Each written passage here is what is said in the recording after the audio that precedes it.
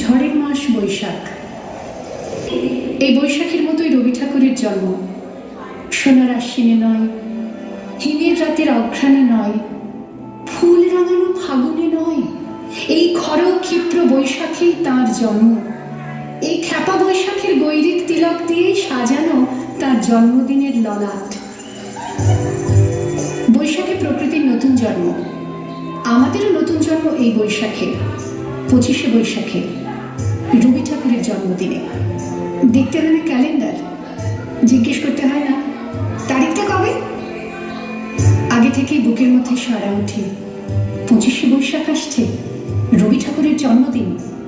বছরে একটা দিনের জন্য তারা নতুন হয়ে যায়। চারপাশে নীলে লালে সবুজে হলুদে রঙিন ফুলের আলপনা।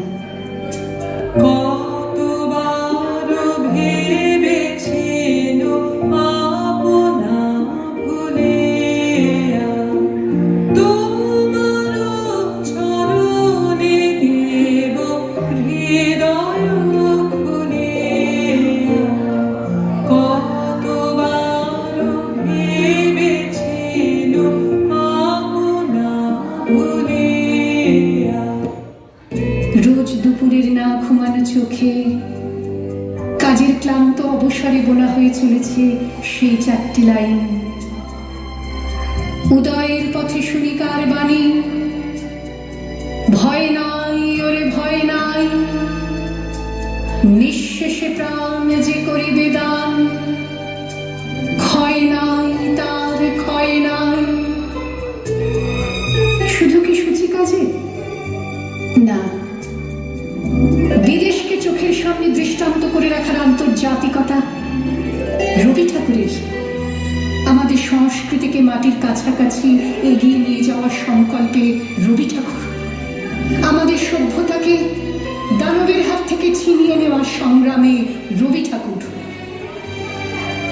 আকাশে, মাটিতে, মনে এত যে বৃষ্টি পড়ে, তার ছন্দ রবি ঠাকুরের।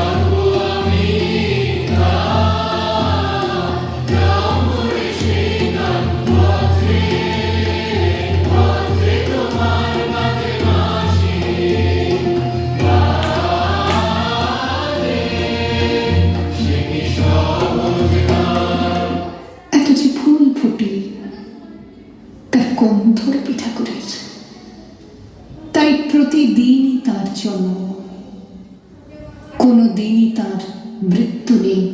কালের কালা পাহাড়ে সে কোনো দিন যদি ভারতবর্ষ থেকে সমস্ত ঠাকুরের পুজোর প্রদীপ নিভিয়ে দিয়ে যায়, তবু একটি ঠাকুরের বেদি চিরকাল থাকবে মাটির সঙ্গে গাঁথা। কোন ঠাকুর? রবি ঠাকুর। রবি ঠাকুর।